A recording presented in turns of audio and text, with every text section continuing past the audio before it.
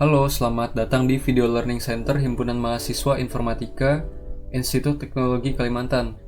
Perkenalkan, saya Raihan Fadilah, mahasiswa Informatika Angkatan 2022 di Institut Teknologi Kalimantan, yang akan membawakan materi pembelajaran mengenai pemrograman berorientasi objek atau bisa juga disebut Object-Oriented Programming.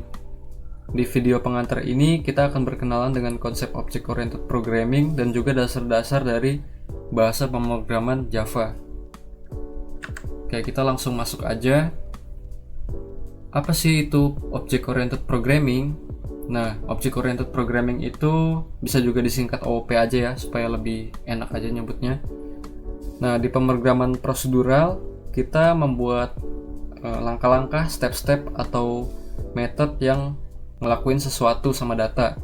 Tapi kalau di OOP ini kita membuat objek yang membawa data dan metodenya. OOP ini punya keuntungan dibanding yang prosedural. Yang pertama, lebih cepat saat eksekusi, lalu struktur program lebih jelas.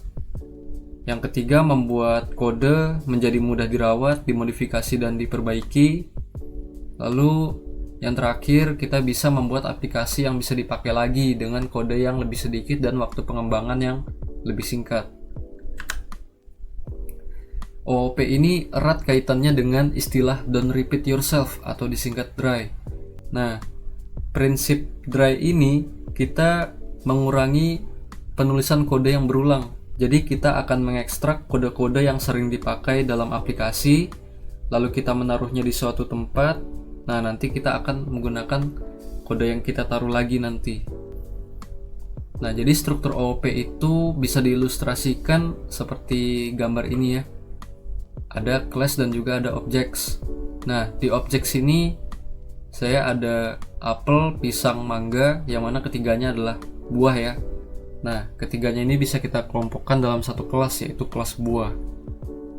Jadi kurang lebih gambarannya OOP itu seperti ini. Nah, ngomongin OOP itu gak bakalan jauh-jauh dari bahasa pemrograman Java. Kenapa? Karena Java adalah bahasa yang OOP banget. Semuanya di Java itu berhubungan dengan kelas dan objek, dengan atribut dan juga metode. Nah, jadi ibaratnya kelas itu seperti pembuat objeknya, atau bisa dibilang blueprint atau planning untuk menciptakan objek. Nah, cara untuk membuat kelas di Java, kita bisa menggunakan keyword class, lalu diikuti dengan nama kelasnya, main, di sini saya contohkan, lalu diikuti dengan curly bracket. Di bawahnya ini adalah statement-statement yang akan kita tulis nanti. Di sini ada variabel ya, bertipe data integer, nama variabelnya x, dia nilainya 5. Untuk membuat objek, kita bisa membuat objeknya di dalam main function di Java. Main function di Java itu ditandai dengan keyword-keyword seperti ini: public, static, void, main, parameternya string, args. Di sini kita membuat objeknya. Nama objeknya di sini saya beri nama myObj. Cara penulisannya seperti ini. Pertama kita tulis nama kelasnya dulu, diikuti dengan nama objeknya sama dengan new main, yang mana artinya myObj ini adalah new instance dari kelas main. Di sini juga kita akan mengeprint nilai x tadi yang menempel dengan myObj tadi. Nah, di sini outputnya akan bernilai 5. Untuk mengeprint di Java kita bisa menggunakan ini ya, sistem out print line. Nah, kita juga bisa membuat banyak objek di Java. Sama seperti tadi, bedanya di sini ada myObj 1 dan juga ada myObj 2. Nah, ketika di print, nilai x keduanya ini adalah 5.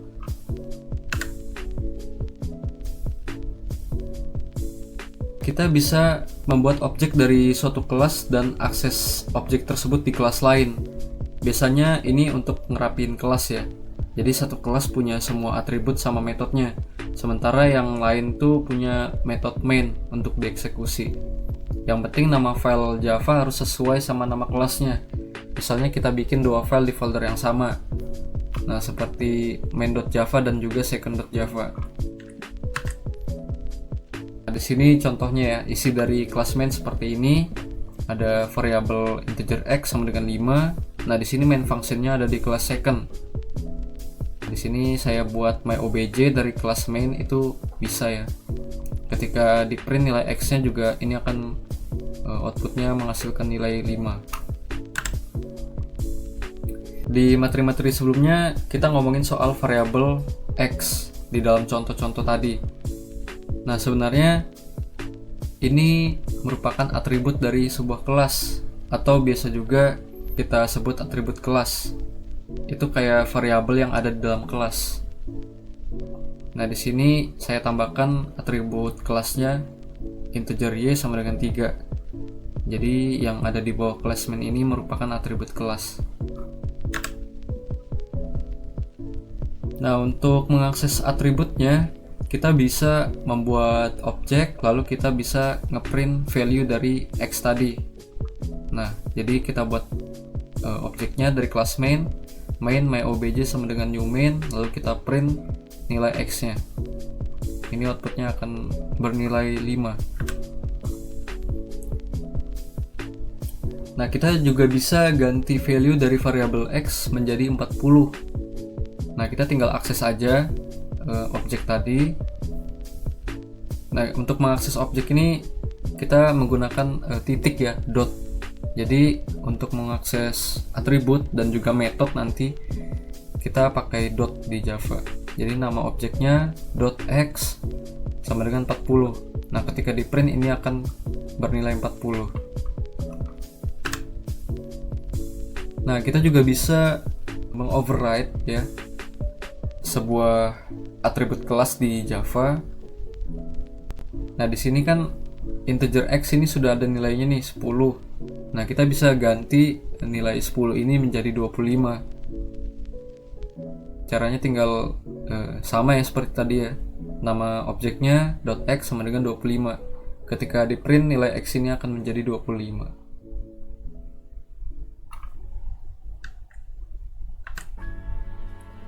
Ketika kita nggak mau nih untuk program kita mengoverride sebuah atribut kelas atau variabel kelas, kita bisa menggunakan keyword final. Nah, ketika di override di sini akan menghasilkan error. Nah, di sini nilai x ini sebagai atribut kelas akan menempel dengan objek-objek yang akan kita buat nantinya di kelas. Jadi di sini dalam contoh ini saya buat dua objek, myObj1 dan juga myObj2, tapi kita mau nilai x yang di myObj2 ini menjadi 25, itu bisa juga. Sedangkan yang myObj1 itu tetap 5. Jadi ketika kita print nih myObj1 dan juga myObj2, kita print nilai x keduanya, maka yang myObj1 ini outputnya 5. Kalau yang myObj2 outputnya 25. Kita juga bisa menambahkan atribut sebanyak apapun yang kita mau. Nah, di sini ada atribut first name, last name, dan juga age di dalam kelas main. Jadi teman-teman bisa nambah aja lagi variabelnya, variabel kelasnya sebanyak yang teman-teman inginkan. Tadi kita bicara ada atribut dan juga metode ya. Nah, jadi ada metode juga di kelas. Untuk membuat metode di suatu kelas kita bikin nih void ya, karena dia tidak mempunyai return type. Terus nama fungsinya atau nama metodenya, di sini saya beri nama myMethod, tidak menerima parameter. Nah, metodenya itu bertujuan untuk mengeprint hello world. Untuk memanggil metodenya, kita bisa memanggilnya di main functionnya. Karena ini statik ya, jadi tinggal ditaruh aja di sini nama functionnya atau nama metodenya, itu bakal langsung ngeprint hello world outputnya. Nah, static versus public nih. Di contoh tadi yang barusan kita bikin metode yang statis. Artinya metode itu bisa diakses tanpa bikin objek dari kelasnya. Beda dengan metode public yang cuma bisa diakses sama objek. Sebuah contoh berikut untuk mendemonstrasikan perbedaan antara static dan public methods.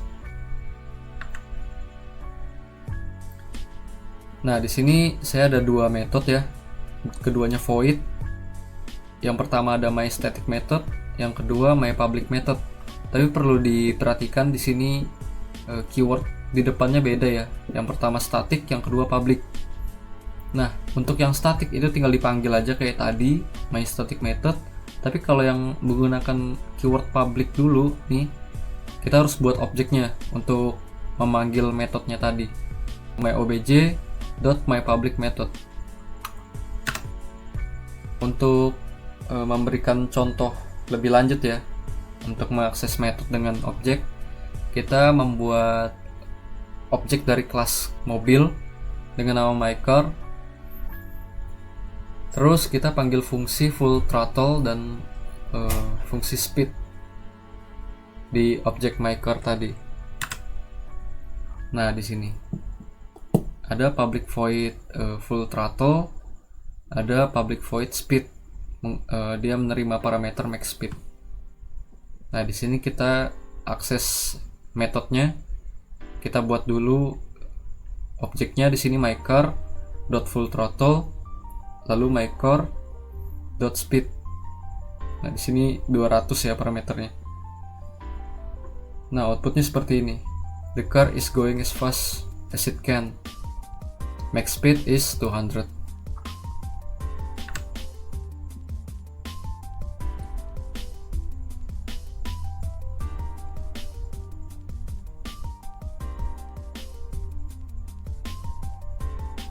Nah, konstruktor di Java adalah metode khusus yang digunakan untuk menginisialisasi objek. Konstruktor dipanggil ketika sebuah objek dari sebuah kelas dibuat. Ini dapat digunakan untuk menetapkan nilai awal dari atribut sebuah objek. Nah, contoh pembuatan konstruktor seperti ini ya. Jadi, konstruktor itu yang ini. Jadi, kita buat atribut untuk kelasnya dulu, di sini integer x. Nah, terus kita bisa mengset value dari x tadi di konstruktornya. Tolong diperhatikan juga ya, nama konstruktor itu harus sama dengan nama kelasnya dan tidak bisa memiliki return type seperti void atau string atau integer dan lain sebagainya. Nah, perhatikan juga bahwa konstruktor akan dipanggil ketika objeknya dibuat. Semua kelas memiliki konstruktor secara default. Jika kita tidak membuat konstruktor untuk sebuah kelas, maka Java akan secara otomatis membuatkannya untuk kita. Tetapi kita tidak bisa mengatur nilai awal dari atribut objeknya. Konstruktor ini juga bisa menerima parameter yang mana digunakan untuk inisialisasi atribut. Contoh ini kita menambahkan parameter integer y di dalam konstruktor. Di dalam konstruktornya kita mengatur nilai x menjadi nilai y. Ketika kita panggil konstruktornya, kita melempar sebuah parameter ke konstruktornya, yaitu 5 ini, yang mana akan mengatur value dari x menjadi 5. Nah, maka outputnya di sini akan menjadi 5. Kita juga bisa membuat parameter sebanyak yang kita mau ya. Di sini ada 2 sekarang parameternya, integer year dan juga string name. Nah, atribut model year tadi itu sama dengan year, atribut model name sama dengan name.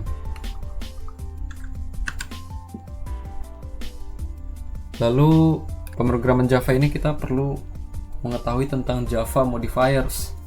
Dari tadi kan kita ketemu tuh keyword public, final, static dan lain sebagainya yang selalu muncul di contoh-contoh tadi. Jadi kata kunci public itu jenis akses modifier yang dipakai buat atur akses kelas, atribut, metode, dan juga konstruktor. Kita bisa bagi modifiers ini jadi 2 kelompok, yaitu yang pertama akses modifiers yang gunanya untuk mengatur level akses, lalu ada non-access modifiers untuk memberikan fungsionalitas tapi bukan untuk mengatur akses. Access modifier untuk kelas itu bisa dibuat menjadi dua ya. Yang pertama ada public, yang mana kelasnya akan menjadi bisa diakses oleh kelas lain. Nah, terus ada default. Default ini tidak menggunakan modifier apapun, maka kelasnya hanya bisa diakses oleh kelas dari package yang sama. Ini digunakan ketika kita tidak menspesifikasi modifiernya. Lalu ada access modifier untuk atribut, metode, dan juga konstruktor. Itu ada 4 ya.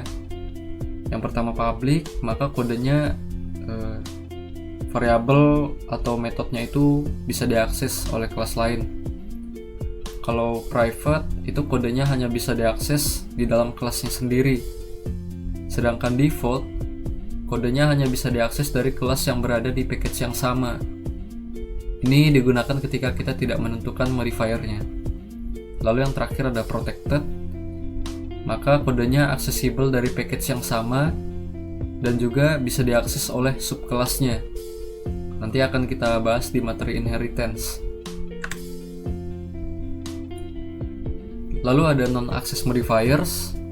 Nah, di sini kita akan membahas non-access modifier untuk kelas. Yang pertama ada keyword final. Keyword final ini jika kita gunakan maka kelasnya tidak bisa diwariskan ke kelas lain. Akan kita bahas juga di materi inheritance. Lalu ada modifier abstract. Ini membuat kelasnya tidak bisa digunakan untuk membuat objek. Yang mana untuk mengakses kelas abstrak, kelasnya harus diwariskan dari kelas lain. Akan dibahas di materi inheritance dan juga abstraction nanti. Lalu ada non-access modifier untuk atribut dan juga metode. Ada 3 di sini. Yang pertama final, maka atributnya jika dipakai dan juga metodenya tidak bisa dimodifikasi. Lalu yang kedua static, jika digunakan atribut dan metodenya hanya dimiliki oleh kelas, bukan milik sebuah objek. Yang terakhir ada abstract, jika kita gunakan maka atribut dan metodenya hanya bisa digunakan di abstract class dan hanya bisa digunakan di dalam methods. Metodenya tidak punya statement atau body, jadi nggak ada badannya dalam curly bracket tuh. Sebagai contoh di sini, ini nama metodenya abstract void run. Jadi hanya berhenti sampai titik koma ini aja. Bodinya nanti kita bentuk di subclassnya. Oke, nampaknya sudah terakhir dari materinya ya. Kalau begitu, saya ucapkan terima kasih bagi teman-teman yang sudah menonton sampai akhir video ini. Mungkin kita akan bertemu juga di materi selanjutnya, yaitu pilar-pilar dari OOP ini. Kita akan membahas konsep inheritance, yaitu pewarisan, lalu ada encapsulation atau pembungkusan, ada juga abstraction atau abstraksi, dan yang terakhir ada polymorphism atau banyak bentuk. Oke, kalau begitu terima kasih semuanya, sampai jumpa di video seri berikutnya. Dadah.